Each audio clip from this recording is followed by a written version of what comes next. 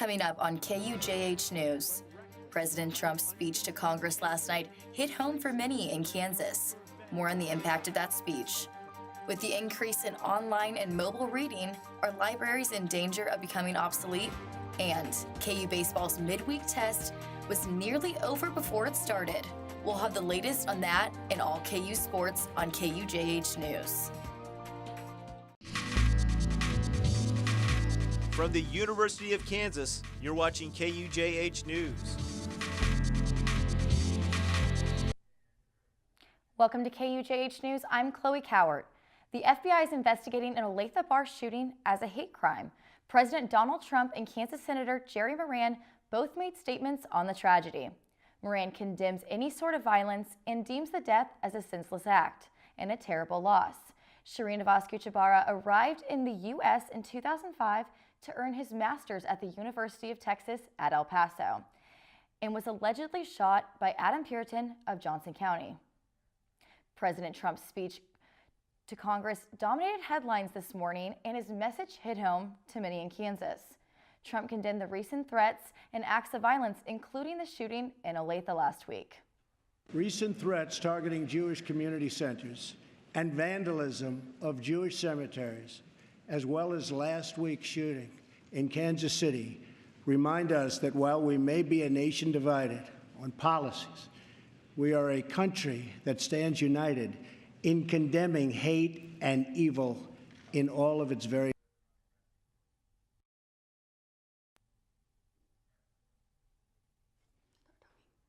President Trump also spoke out against the recent bomb threats to many Jewish community centers. According to CNN, voice disguised individuals threatened Jewish community centers in Kansas, Oklahoma, and Colorado. In the immediate aftermath of Trump's speech, the Dow Jones hit a record high of over 21,000 this morning. Warren, what do we have to look at for the weather today? We have a nice shot right outside here at the University of Kansas.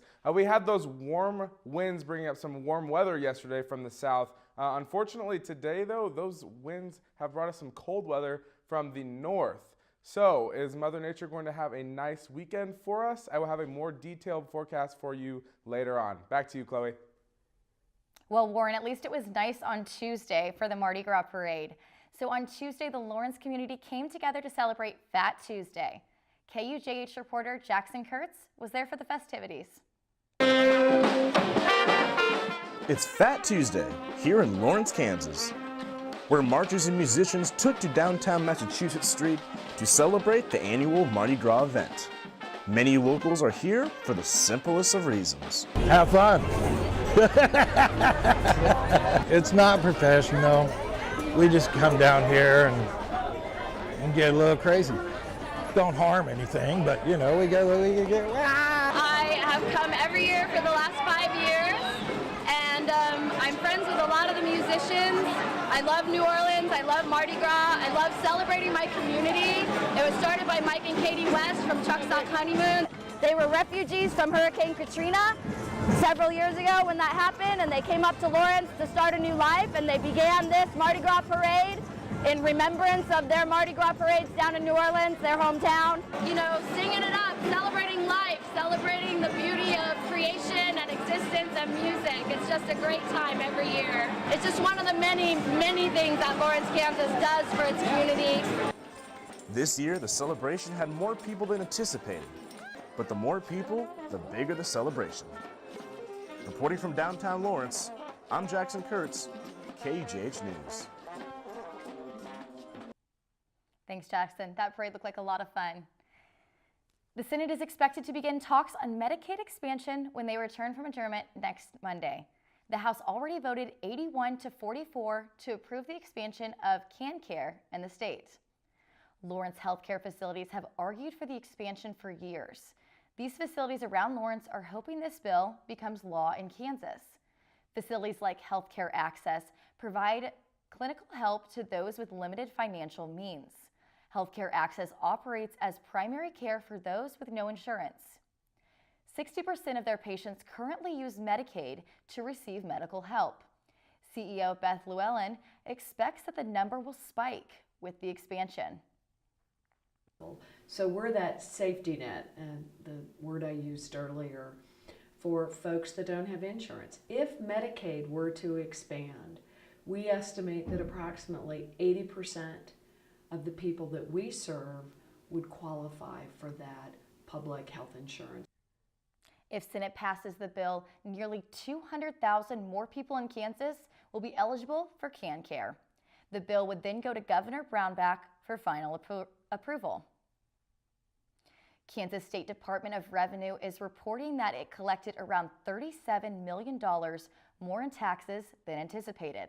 This marks the fourth consecutive month collections exceeded estimates. This comes after the state revised the formula for estimating tax receipts. Prior to November, state tax collections had fallen short 33 of the 46 previous months. The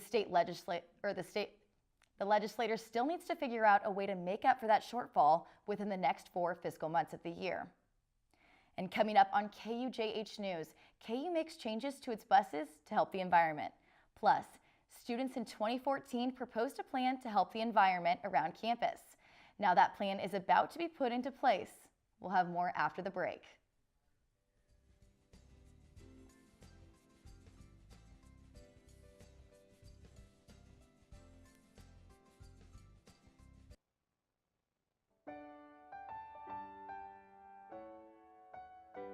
We connected so fast when we first met. I think that our relationship will last for a lifetime.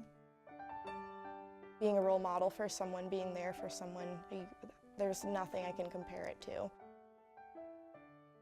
She has uncles up in Minnesota that treat me like I'm their own now. I feel like she's actually my big sister in a way. It's been one of the best decisions I think I've ever made. You're doing great. We're gonna try this again, okay? Okay. Wheels, pedals, handlebar, brakes. Sit up straight, keep your weight in the center, keep your eyes on the road, hands on the grips, button the seat. If we feel ourselves falling, what do? Just keep pedaling. Good girl. Now remember, it's all about balance and steering. Steer with your hands, steer with your body. Steer into the corners and you stay out of trouble. And the bell's your buddy, so go ahead and ding that. All right, ready? Here we go. Pedal, honey, pedal. There you go, you're a bike rider.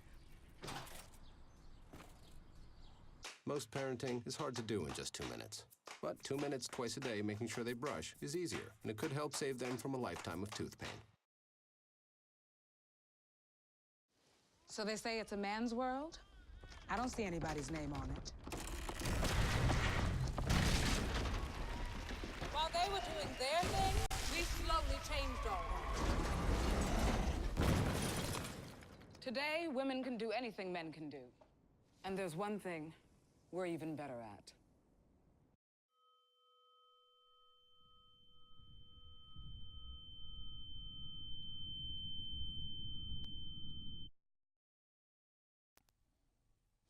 So they say it's a man.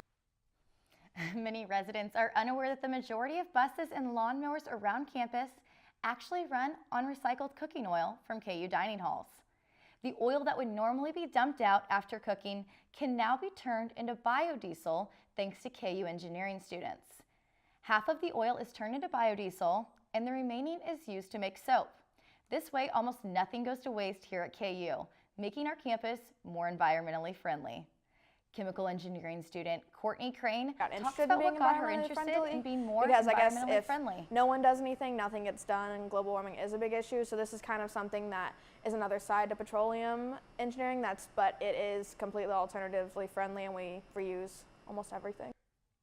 The engineering school is trying to create a more collaborative unit and get other facilities on campus to use their biodiesel.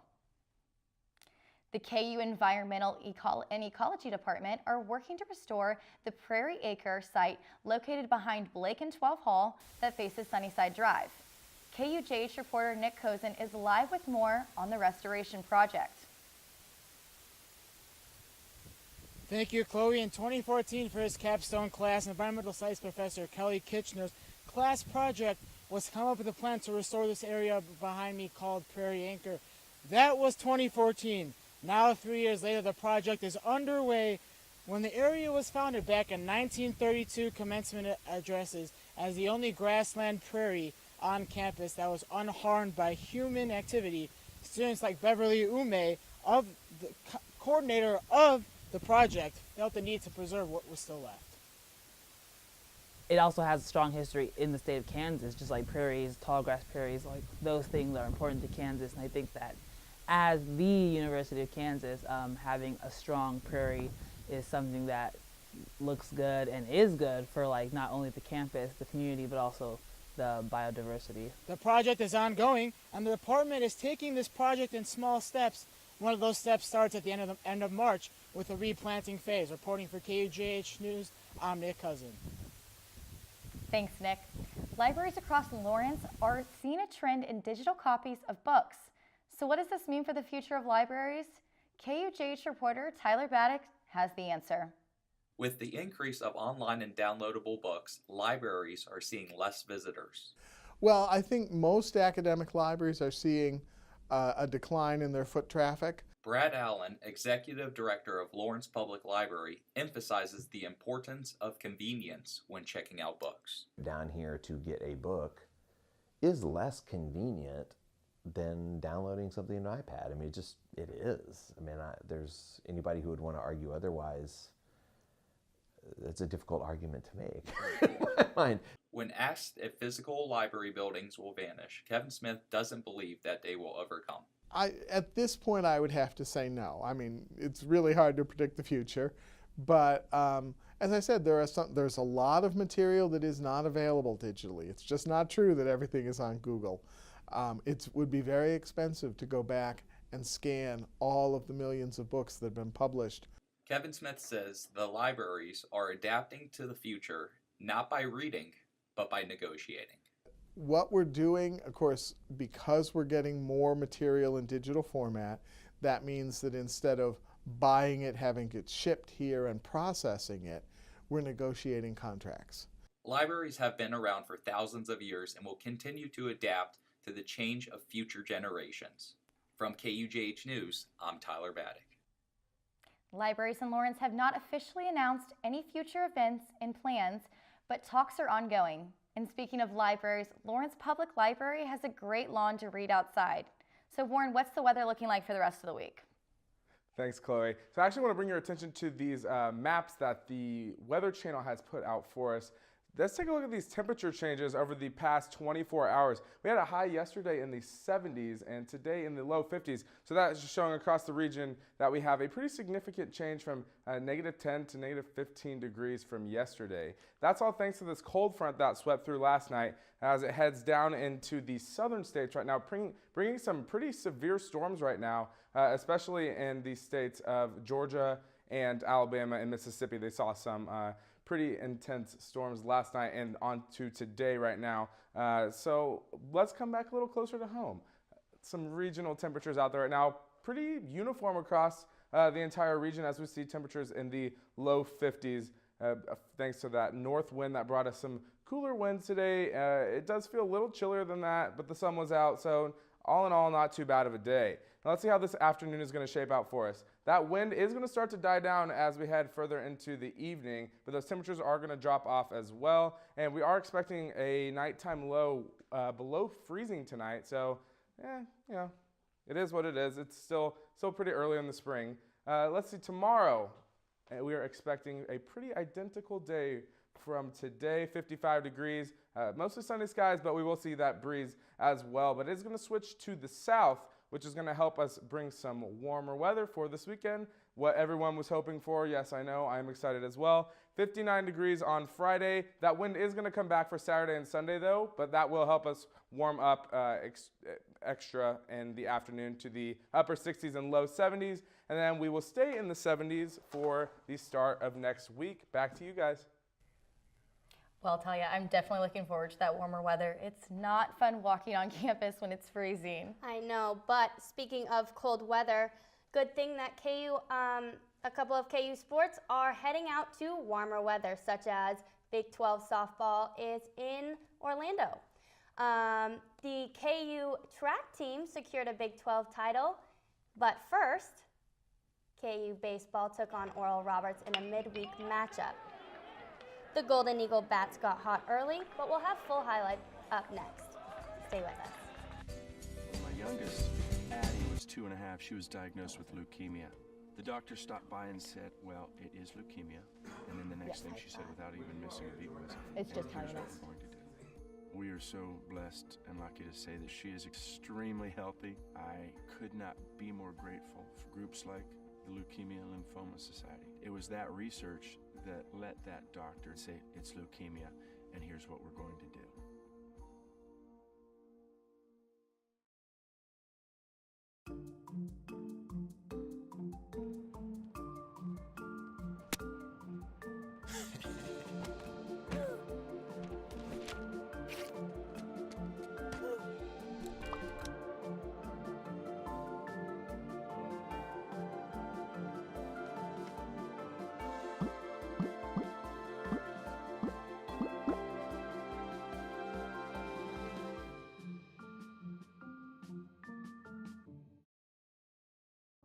It's not always easy being a dad. Do you have panda asthma too? Does that run in the family? This is the home of the most priceless kung fu artifacts. But when you make an effort, Dad, we're not supposed to touch anything. Oh, sorry. Go along, son. it's always worth it. Whoa, faster! The smallest moments can have the biggest impact on a child's life. Take time to be a dad today. I am gonna get you. I'm gonna get you. Call 877-4DAD-411 or visit fatherhood.gov to learn more. Well, it was another offensive struggle for the Jayhawks baseball team yesterday as they fell to Oral Roberts 12-1. Oral Roberts created that separation early, scoring 5 runs in the first inning, forcing starting freshman Ryan Jefferson to the dugout before the inning ended. Through a frustrating game for the Jayhawks, head coach Rich Price says that he did see improvements among his young team. We made some progress as far as having quality at bats, and the next step in that process will be some of those balls that are hit good. We'll start to find holes if we put more of those balls in play with hard contact. And when we had the bases loaded in the first, and Constantino railed that ball to right center field, and you know, when you're going bad, that ball's caught in a gap. It could have been a 3-run double, and when you're going good, that ball finds a gap. But if we keep grinding, we'll be okay. Kansas will continue their 8-game homestand as they host Northwestern State in a 3-game series beginning this Friday at 3 p.m. While the Royals are in the middle of their game against the Cubs, it is currently at the top of the 6th inning and the Royals are trailing 3-1. The Cubs took advantage of a wild pitch in the 4th to give them their first 2 runs of the series. Well, once again, Kansas basketball finds themselves ranked number 1 in the country, though the Jayhawks are beginning a trend of digging themselves out of a hole late in the second half. This was evident in Monday night's game, trailing Oklahoma by 12 within the final 10 minutes of play. Looking ahead onto postseason, Coach Self that his team cannot afford to continue this comeback mentality. I think they think that whatever the situation, they can flip the switch, which is a bad trait. And you know, you get behind like this in a game that really matters, you may not can and probably can't. I mean, the percentage play is that you probably wouldn't. The Jayhawks will close Big 12 play this Saturday at Oklahoma State. Kansas softball is off to a strong start to their season. They are 10-5 in preseason play. The Hawks will use Sunday's win against Alabama A&M to fuel them in their upcoming weekend in Orlando. The first game of the Citrus Classic will begin tomorrow against Boston College. And as always, that matchup will be streamed on Jayhawk Radio Network at 4 p.m. As spring sports are gearing up, winter sports are coming to a close, but not for everyone. 7 members of the men's team are gearing up for national championships in just a few weeks. We were very prepared this season to come in. We have some new guys on the team who are putting up a big effort, and our goals are higher, and we can't accept something that we've done before. We need to build on that, so the only thing that we can accept is getting first. We will have more on the men's team next week before they head to Texas A&M for NCAAs. And guys, it's a pretty exciting meet for the Jayhawks as we have a couple contenders that could win a national championship. It definitely is. Well, everyone loves Legos, and now you can love space as much as you love Legos. Lego is releasing figures of 5 women called the NASA from the NASA space program. The figures immortalize the women who played key roles in the program. Included are the first women in space, Sally Ride, Nancy Grace Roman, known as the mother of the Hubble Space Telescope. LEGO will release this set later this year. Well, I'm excited for that. I never played with Legos as a kid. Did you guys? I can't say I did either. I used to, and then I always used to step on them. Like they went in the most random places, and painful that's thing one of the most you painful can things think ever. I of. think, yeah. I think this is a big step, though. Legos are often seen as like kind of a boy's toy, I but think this is so, too. great for girls that enjoy Legos and even boys That is that are true. interested in space. Well, thanks for tuning in to KUJH. We will see you next week.